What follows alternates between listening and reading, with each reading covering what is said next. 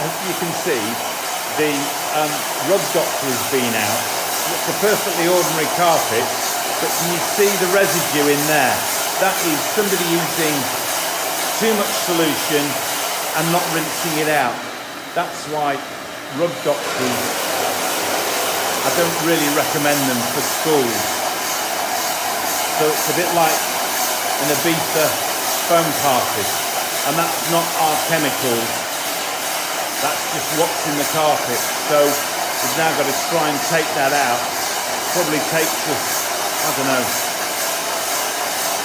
twice as long, because you can still see it's generating so much foam, and that's the detergent that's actually in the carpet. So people try their best, but it comes clean. If you don't get it out, all that happens is that the detergents attract the soil.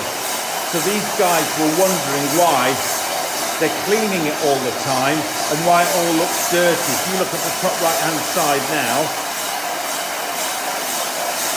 here, that's why it all looks dirty. We'll clean it, but look at it, all in there. And that's from our friends the rug doctor. Too much stuff put in, cleaners thinking, well, if I clean it again, if I put more solution in, it will do double the cleaning. You can't see that in the carpet. So I'll be patient and just keep going.